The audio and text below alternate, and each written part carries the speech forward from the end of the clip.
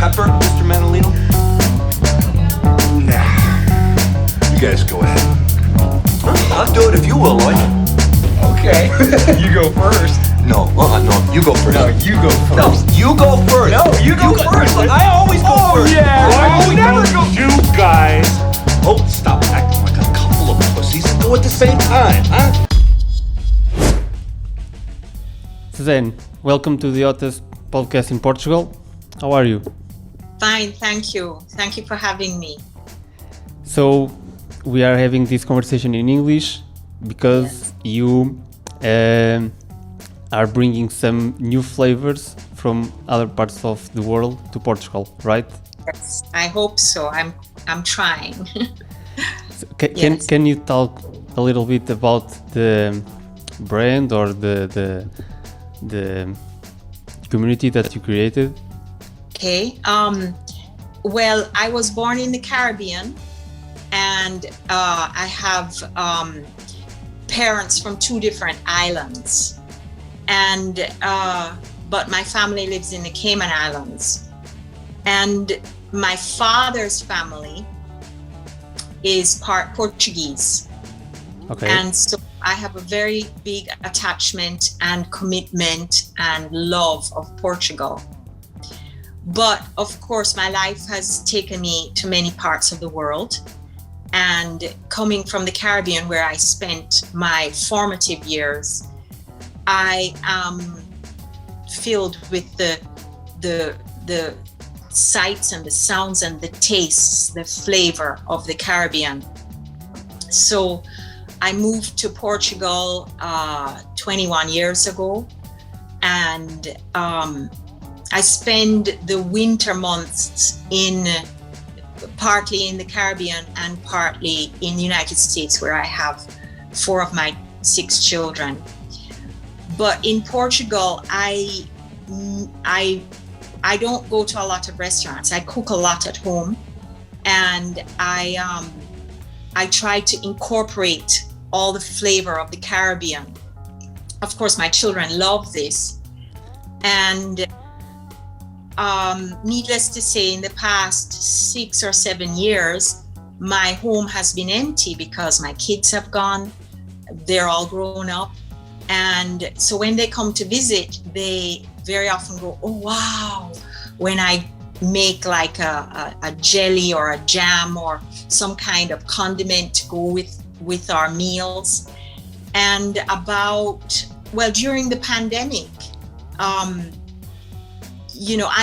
am a yoga teacher, and I haven't been able to teach for 2 years. So during the pandemic, when I would get together with my 2 daughters in Lisbon, this idea came up, very much encouraged by our very dear friend, Sam Einstein from Señorito, Exactly.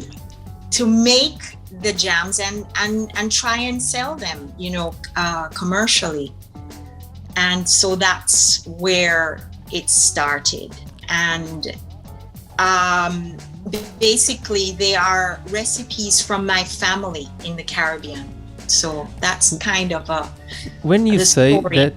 that you don't eat a lot outside in Portugal, it's because you don't find the flavors that combine with your traditions or where you come from, or it's because other reason that I don't know. The main reason is that Portugal is very famous for their delicious food, which is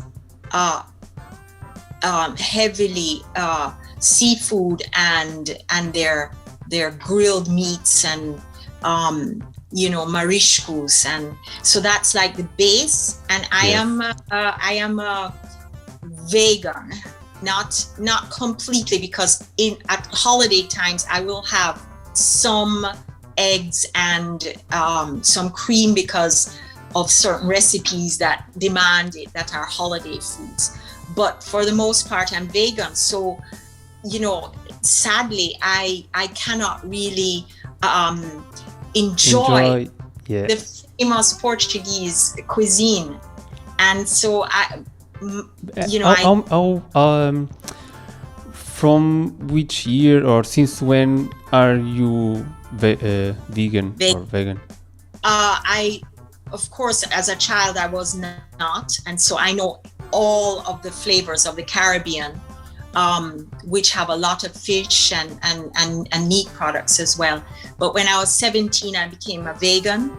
And then when I got married and started having my children, I would, while pregnant, I would always eat fish and eggs. I became a kind of pescatarian, ovo-lacto pescatarian. But I was always off and on. Well, in the past few years, because I haven't been having children anymore, I've been able to go back to being vegan. But like I say, I am a yoga teacher, and I'm completely flexible, especially with my diet. So at holiday times, I will just incorporate. And one thing is that because I have such dear friends in Portugal who very often invite me for Christmas, I will eat bacalhau at Christmas, even though I claim to be a vegan, because it's a traditional meal. This is a good conversation to have, because I'm also a vegan, but like you, sometimes I go work to some tiny villages in Portugal that they don't have that kind of, they can cuisine. Provide that, and then Right. I am with some partners of work, and they order some fish or some meat, and I need to eat that. Yes. And in holidays, special holidays like Christmas, I will eat that too. Yes. Well, I can say that I'm 95% vegan or 90% vegan, Yes. but I'm flexible with that. Right.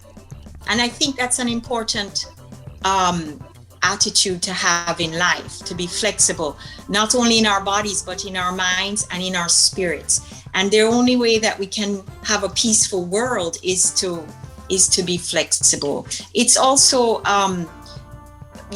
so kind and charitable when someone prepares something wonderful that they consider a gift to you. Exactly.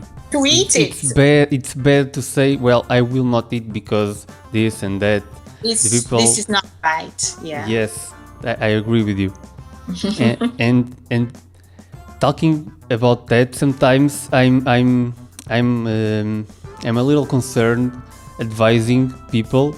Although I'm just vegan for 4 years, I'm sometimes I feel bad advising people about what they can use the sauces or not, because sometimes I probably don't know, or people can think I don't know where to use them, but Right. the reality is that I already ate some stuff. I was not vegan for all my life, Yeah. so I know what things taste like and how things can taste with different sauces.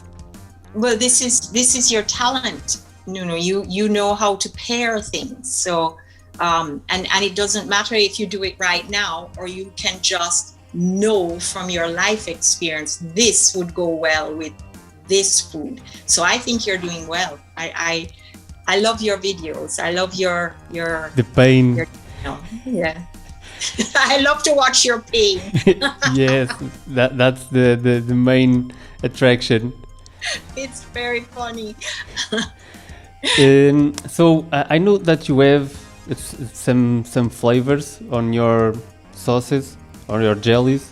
Can you talk more about the flavors that you have, like the little jars?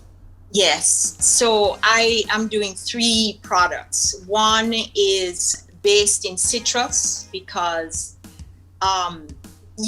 very much like Portugal, there are very few homes in the Caribbean and on any of the islands where you won't find a citrus tree, an orange tree, a lime tree, a lemon tree.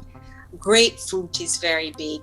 And so these four in particular, along with the tangerine, or what we say clementina, I combine them and make a jam, which has the taste profile of marmalade, which is a British product and very, very beloved by the British for breakfast with toast, marmalade. We also eat that a lot in Portugal with cheese. Yeah. Yes, it goes so well with cheese. Very well. This citrus product. So the Cayman Islands, where my mother is from and where my family lives, is still a British colony. One of the very few British colonies left. I mean, there are many, many countries in the British Commonwealth, which are ex-colonies that have, form a communion of countries. But we are literally a colony of Britain. So British flavors, I try to represent that in my citrus compote. And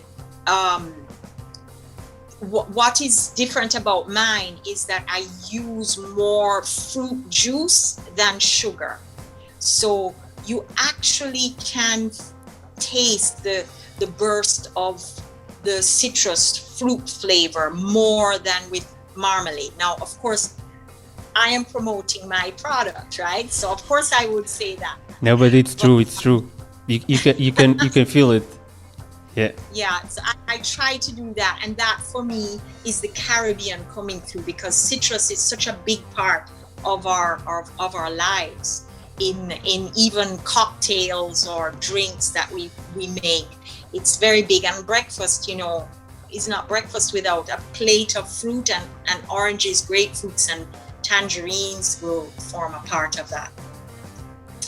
The second product I make is so I'm going kind of up the scale. So the next one is my Buccaneer Bequest jerk sauce. Jerk sauce is a very famous Jamaican, principally Jamaican sauce that's used to season meat, to marinate meat or pork or even fish.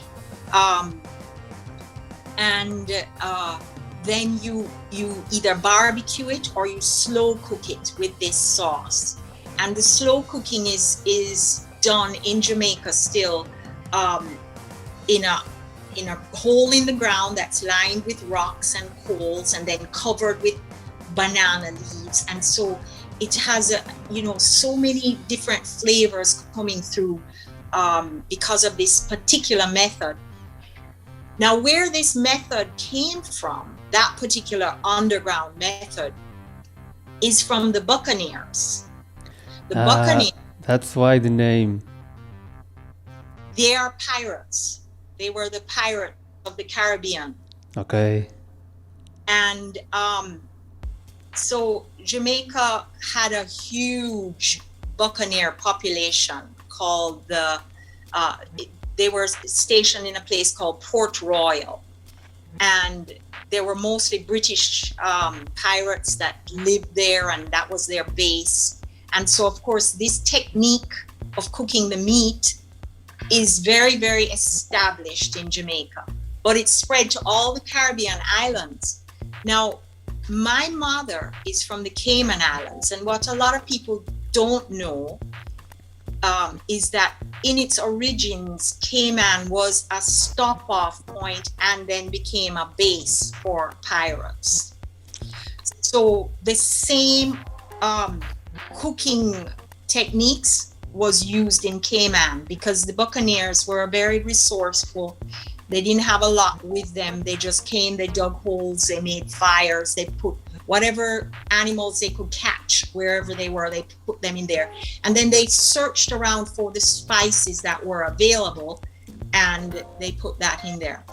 And so Cayman, and my family in particular, because interestingly, my mother has Buccaneer ancestors, but they were Scottish Buccaneer. So that's why I call my product Buccaneer Bequest, because this recipe that I'm using is inheritance of mine from my Buccaneer. You are really proud about that product.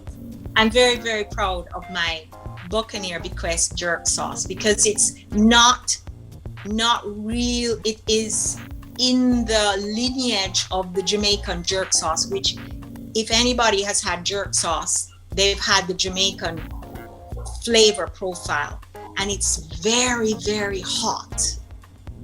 Mine is more is milder. It's got the heat because I use the Scotch bonnet, but it is and again, I am certainly promoting my product. It is more flavorful. You can taste the flavor of other spices. You don't just get hit with heat, you Yes. know? So this is the recipe that's coming from my family, and I'm sharing that with the world.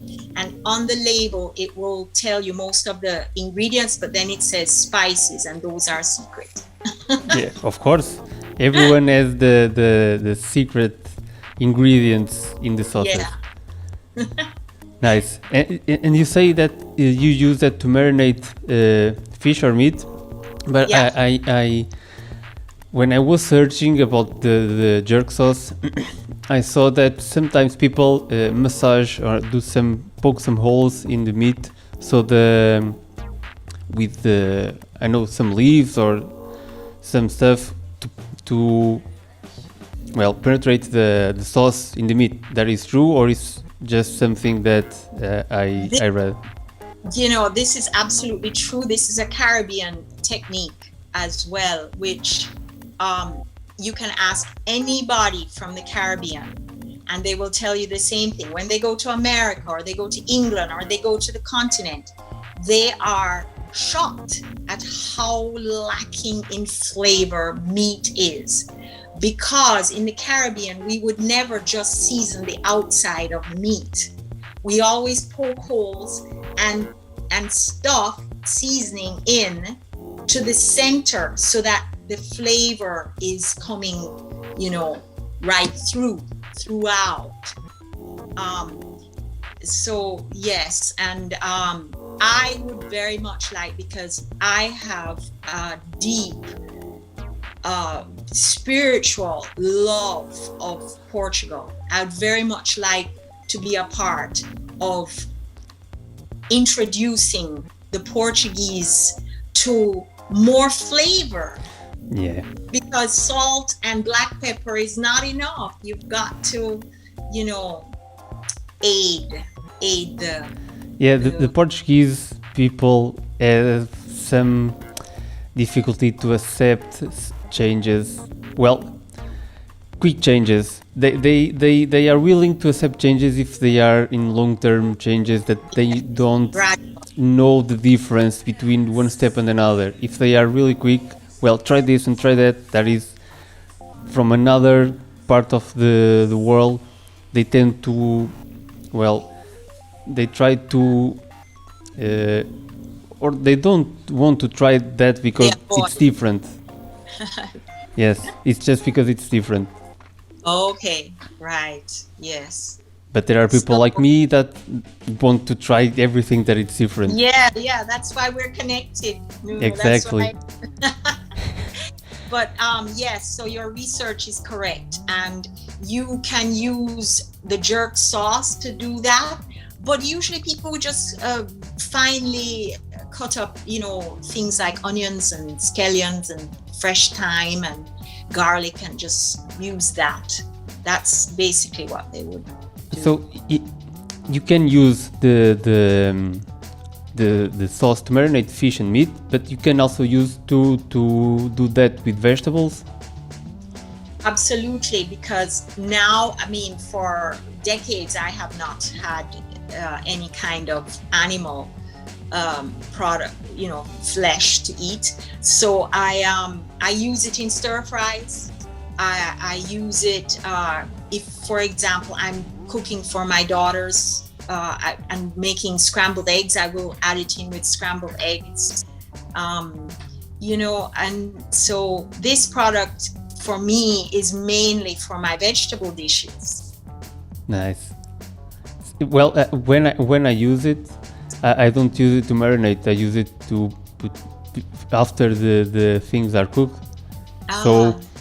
So for me, it's the flavor of the food. It's there, and then on top of that, I have the raw flavor of the sauce. So it's awesome. Yeah, that's good. That's good. I think people can experiment with this jerk sauce, and it's really I don't know how to say in English. Like it has a lot of potential variables. Like you can use it for everything. You can use it for anything, and it can be used raw for sure. You can use it. You can sprinkle. It's strong, so just a little bit in with some oil and vinegar, olive oil and a little bit of vinegar. You could make a nice salad dressing with it. Yes. Nice. So, whereas with a Jamaican jerk sauce, you wouldn't be able to do that. It's just a different thing. Of course, I am a big devotee of fruit. So all of my products have fruit, including the Buccaneer Bequest, and a normal jerk would not have any kind of fruit in it. So that's why it can be enjoyed raw as well. Yeah, and some sauces, if they have, we have the francesinha sauce here in Portugal. Yes. And the francesinha sauce has meat in it. Oh. So you can't eat it raw because will be bad for you. Bad, right? Yeah. There is a restaurant in Lisbon that does a vegan francesinha. Yes. Yeah. Sometimes when people try to do francesinha, vegan francesinha, they forget about the sauce because the sauce has meat. They only are concentrating on the base. Exactly, the sandwich. Right. And then they take all the meat, they put the vegan stuff there, correct? And then they forget to do the correct vegan sauce. So you have a third product, right? My signature product, the one that I personally love the most, the one I use the most, and the one that I try to promote and push the most is my Pepperjelly. And I called the company Grandma's Pepperjelly because I'm a grandmother, and I think pepper is very important to our health. It is good for the intestinal flora. It is good to boost our immune system. It actually boosts our metabolic rate. It kills parasites, so you will never find any tropical culture that doesn't use pepper a lot, because parasites are more of a problem there than in temperate countries. Yeah. So it's an all-round healthy food, and the Pepperjelly is a way to get little children to eat pepper. So it's a wonderful product, by the way. It's really good. It's a jam. You can eat that with some butter and some bread, and it's awesome. Yeah, it can be used as a jam. So Nunu, for me, it is absolutely fantastic with cheese, vegan cheese or regular cheese. I find it just elevates cheese. For me, having a party without Pepperjelly is not a party.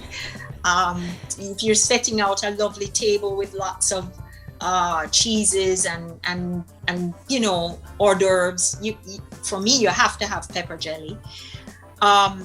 So that is the main thing, but it is amazing to use it. For example, combining it with a little bit of soy sauce and a little bit of lime. You make another sauce using the pepper jelly as a base, and you have a wonderful dip. You have a dip for vegetables, but for me, I like to use it as a dip for spring rolls, the crunchy spring rolls. Yes. Which can be vegan or it can have meat in them. I love to sprinkle it on salads. It just lifts the salad for me. For my grandchildren, and I know this, I tell people when they come to the market, I tell people this and they go, what? But it's really true. I serve vanilla ice cream with a little bit of pepper jelly on top, and it is absolutely wonderful. I love having a little bit of pepper on my vanilla ice cream. I never tried with the pepper jelly. I tried with other ones, and I loved it. Yeah, I tried with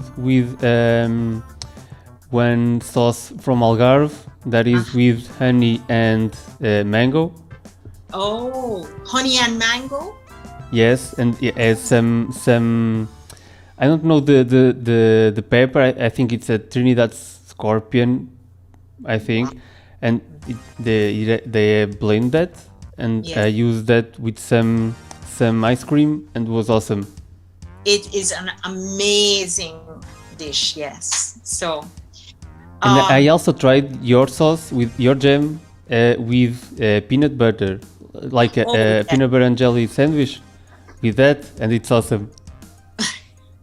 I have some friends from the market who make brownies, and they put it on the brownie, and it was amazing. So yeah, it goes very well with chocolate, any kind of chocolate. So I never tried with chocolate, but I will certainly. Well, next time, because mine already. I finished the jam already. Next time I go to Lisbon, certainly will buy some more. Okay, well, we have to do a trade because I still have not gotten yours. Because when you just came out with the product, it wasn't available immediately, and then by the time it was available, I was getting ready to leave. So I thought, no, I'll just wait till I come back. Yeah, next time I go to Lisbon, I will carry some with me. Yeah, I'll bring some, and then we can trade. We can do some trading. Yes, lovely. Yes, so pepper jelly is my signature product, and it's the one I try to sell the most because I think it can be used by everybody. It's 100% vegan. Well, all of my products are 100% vegan, but it's also it's mild in terms of the pepper content. And yeah, I think that little children should start having pepper as early as possible. And you can see that they are homemade because they have like the little bits of the pepper and the little bits of the ingredients. The ones that are available in the supermarkets are completely blend. You can see the structure of the sauce. Yes. There you can see everything like you can see all the products that have been used, all the fruit, the pepper, the seeds, everything is there for you to see. Yes, it's lovely. Totally homemade, cottage industry. We need to promote. Exactly. Yeah. I know that you do the market in Lisbon. I don't remember the name of the market, but so it's Santos Collective. Exactly. And, we used to be in the park, but now we're back by the church, the Santos Church. It's a little bit up the hill. Yeah. And it's Saturday mornings, 10 till 3. I'm not going to be there, until March because I'm in the United States right now with my children who are here and my grandchildren who are here in the States. And then I go to the Cayman Islands to spend the winter, the really cold winter months, and escape the cold of America and of Portugal in January and February. And I'm back in Portugal in March. So You are clever about that. You are escaping the cold. I'm a snowbird. I fly south for the winter. So that's it. I don't have any more questions for now. Probably when you come back, we can have a little chat again in All right. Lisbon. Yes. And anything you want to say to the audience, or anything that you want to... Well, I just say, be adventurous in eating. Life is an absolute gift, and we need to enjoy the beauty and the bounty that God has provided for us. Let's have open minds, open hearts, and flexibility in all things, and just try different things, but open that the palate, to all the flavor that's in the world. Yeah, that's basically it. Yeah, thank you. That's wonderful. Thank you, Suzanne, for having a chat with us and with me. My pleasure. And to provide that knowledge about sauces and about the food that you ate when you were back in the Caribbean and now in Portugal. Yeah. So, thank you. Thanks a lot. You're welcome. Ciao, Nuno. Ciao. Ciao.